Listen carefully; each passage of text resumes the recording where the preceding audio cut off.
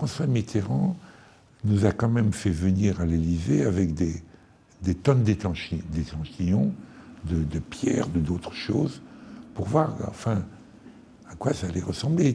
Il était très attentif,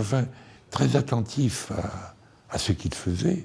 Et au ministère des Finances, je me souviens, on faisait venir ces échantillons de pierre, et pour assurer la quantité de pierre, la dureté de la pierre dans le délai du chantier, il y avait 2 ou 3 carrières en France. On a choisi Vilhonneur parce que c'est ce qui marchait le mieux avec le béton poli des panneaux de Morin. Et je suis toujours de François Mitterrand, me chuchotant par-dessus l'épaule, est-ce que vous ne pourriez pas prendre une pierre de la Nièvre? Alors je lui disais, mais c'est impossible, ce sont des pierres tendres, ce sont des pierres calcaires, ça ne tiendra pas. Ça ne tiendra pas les 25 ans sans gros entretiens qui sont réclamés par le cahier des charges.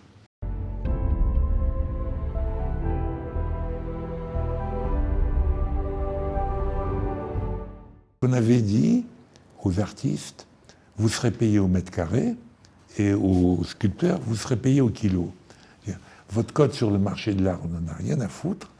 Vous avez la chance et l'honneur de figurer dans un palais de la République, vous êtes dans l'éternité de la France, vos gueules là-dedans, les mouettes.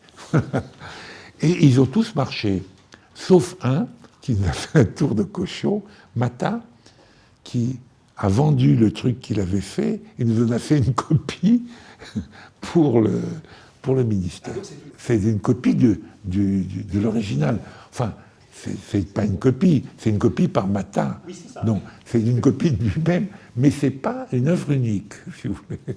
Bora-Huidobro nous avait proposé, avec son collègue Chemetov, une règle qui, au début, nous a un peu décoiffés, parce qu'elle était très innovante, qui consistait à rémunérer les statues au kilo et les peintures au mètre carré, au motif que les architectes étaient rémunérés en pourcentage des travaux réalisés et que nos amis architectes nous expliquaient qu'il n'y avait pas de raison qu'il en aille différemment pour les artistes. Donc on a défini cette règle qui n'a pas constitué un frein à l'enthousiasme des artistes qui ont été appelés à présenter leurs propositions devant le jury.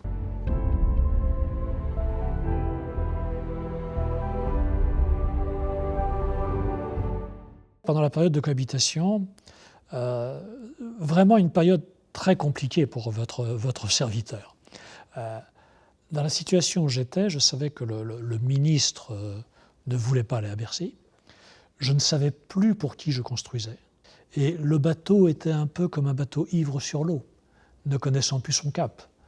Je ne pouvais plus obtenir aucun soutien de quiconque pour piloter convenablement cette opération. Et quand vous êtes sur un chantier, ce chantier était gigantesque, entre ce qu'on a construit sur la gare de Lyon et Cluyaretch, les bâtiments qui s'appelaient EDL à l'époque, Opération de la gare de Lyon.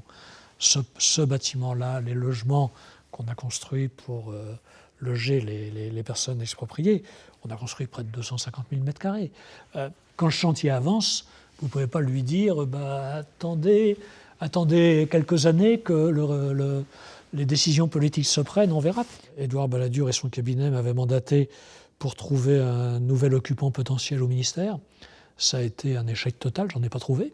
Force est de constater que j'en ai pas trouvé. Bon, et puis l'évolution politique a fait que le ministère des Finances est revenu ensuite. Mais ça a été 2 années très formatrices, très formatrices et très compliquées.